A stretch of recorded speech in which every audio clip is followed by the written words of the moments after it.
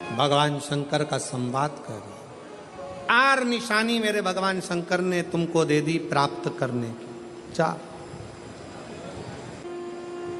शंकर भगवान से मिलने की 4 निशानियां सामने आती है। जब आप शिव महापुराण की कथा सुनते रहते हो, शिव जी के मंदिर जाते, 1 लोटा जल चढ़ाते, शंकर का भजन करते करते साल निकलते चले गए। साल। 4 निशानी मेरे भगवान शंकर ने तुमको दे दी प्राप्त करने की।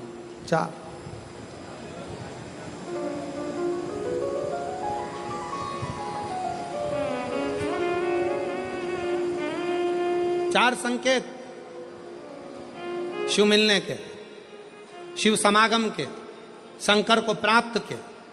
पहला संकेत भगवान शंकर देते हैं अपने भक्त को, जो भगवान शिव की कथा को निरंतर सुनता रहता है, शिवालय जाता रहता है, 1 लोटा जल चढ़ाता रहता है, शिव को भजता रहता है, श्री शिवाय नमस्तुभ्यम कहता रहता है। उसको पहला संकेत भगवान शंकर देते हैं अपने मिलन का, उसको स्वप्न में दर्शन देते हैं। जब भगवान शंकर का दर्शन बार बार स्वप्न में होने लगे, समझ लेना कि तुमने पहली परीक्षा पास कर ली, तुम दूसरी क्लास में पहुंच रहे। दूसरी क्लास। शिव जी से मिलने के 4 संकेत मेरे भगवान शंकर दे देते। पहला संकेत कौन सा है? जम के उत्तर दो। शंकर भगवान जम के बोलो, काय में आने लगे? सपने। और रात शाम, वो कहते ना, रात शाम सपने में आए। वो कहते रात शिव सपने में आए, बोले मेरे सपने में आए। और गंगा बहा गए, गंगा बहा गए। भगवान शिव जब स्वप्न में दिखने लगे, स्वप्न में आने लगे, स्वप्न में दिखने लगे, समझ लेना तुम्हारी पहली परीक्षा पास हो गई और तुम आगे बढ़ गए। आगे। अब शिव तुम्हारे करीब में आ रहे हैं। दूसरा संकेत भगवान शंकर देते हैं शिव महापुराण की कथा सुनने वालों को।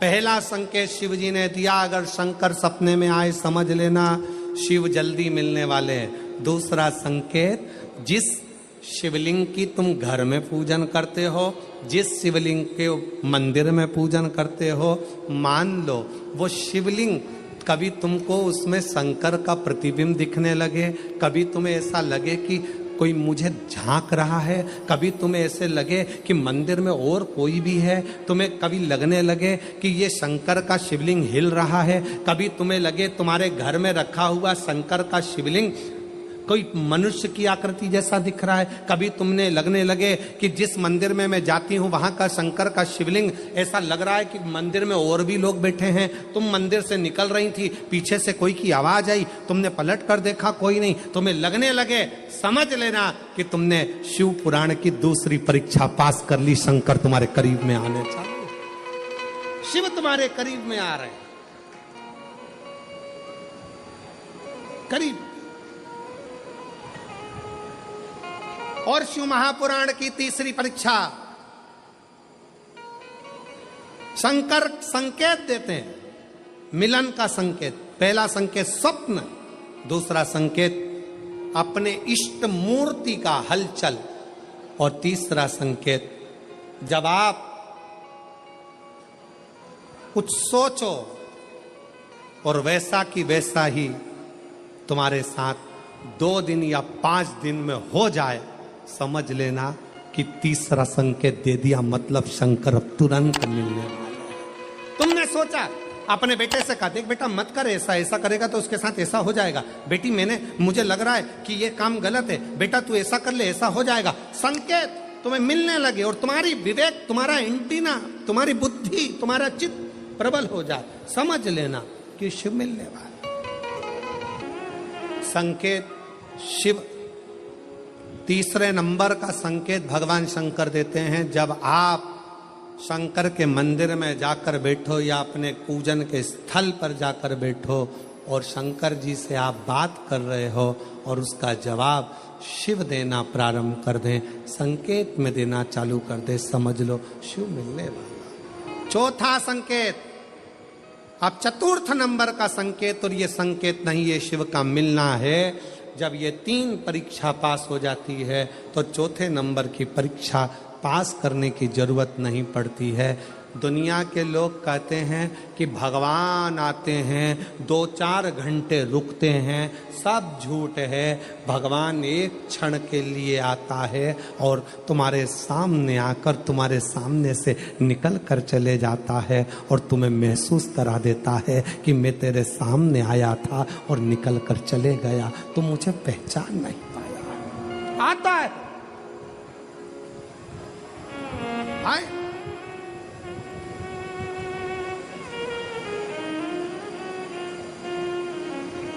पांच दिन की शिव पुराण चल रही है,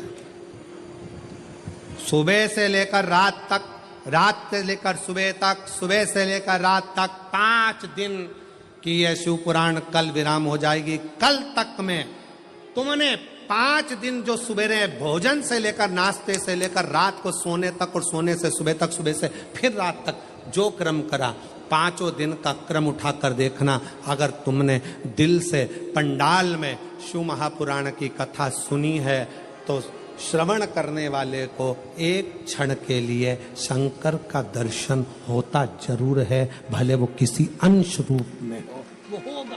जब ये शिव का लोक है, शंकर का लोक है, तो जब हम हृदय से भगवान शिव को पुकारते हैं तो एक क्षण के लिए शिव आता जरूर है। श्री शिवाय नमस्तु। चित्तवृत्ति में वही समाहित हो, वही। कोई पुण्य का भागी नहीं है, सबके सिर पर पाप की गठरिया। पार्वती, अमरनाथ की गुफा में भगवान शंकर कहते हैं, संसार सागर में कलयुग में आपका जन्म हुआ है तो मस्तक पर पाप की गठरिया भरी पड़ी है। कोई तुमसे कहे कि हमारा श्राप लग जाएगा, बद्दुआ लग जाएगी, ये लग जाएगा, वो लग जाएगा, दुनिया के लोग तुम्हें डराएंगे, धमकाएंगे। डरने की जरूरत नहीं है। संसार सागर में कोई दूध का धुला हुआ नहीं है। शिव पार्वती से कहते हैं, संसार में वही श्रेष्ठ है जो शिव की आराधना में डूबा है और शंकर के मंत्र का स्मरण कर रहा है। पाप सबके माथे पर है। 4 स्थान पर हर व्यक्ति से पाप होता है। पहला, झाड़ू लगाते समय छोटे जीव मर जाते हैं, पाप माथे चढ़ जाता है। दूसरा, वस्त्र धोते समय, नहाते समय छोटे छोटे जीव मर जाते हैं, उसका पाप माथे चढ़ जाता है। तीसरा, अग्नि जलाते समय, भोजन बनाते समय, लाइट जलाते समय छोटे छोटे पतंगे मर जाते हैं, उसका पाप माथे चढ़ जाता है। चौथा, अपने घर से चलकर जब हम कहीं जाते हैं, अपने पांव के नीचे छोटे छोटे जीव मर जाते हैं, उसका पाप माथे चढ़ जाता है। 4 स्थान पर हर व्यक्ति से पाप होता है। प्रत्येक व्यक्ति के मस्तक पर पाप बंधा रहता है। पर सुन पार्वती, जो प्रतिदिन शिवालय में जाकर 1 लोटा जल शंकर को समर्पित करता है, वो धीरे धीरे पाप से मुक्त होकर मेरा अपना होते चले जाता है और वो संसार सागर से मुक्त हो जाता है। बहुत डराया गया संसार में, लोगों ने खूब डराया आप लोगों को। ऐसा मत करना, पाप लग जाएगा, ऐसा मत करना, पाप लग जाएगा, ये मत करना, पाप लग जाएगा, भगवान को ऐसे भोग लगा दिया, पाप लग जाएगा, भगवान को ऐसे जल चढ़ा दिया, पाप लग जाएगा, भगवान को ऐसा कर दिया, पाप लग जाएगा, भगवान को ऐसे प्रणाम कर लिया, पाप लग जाएगा।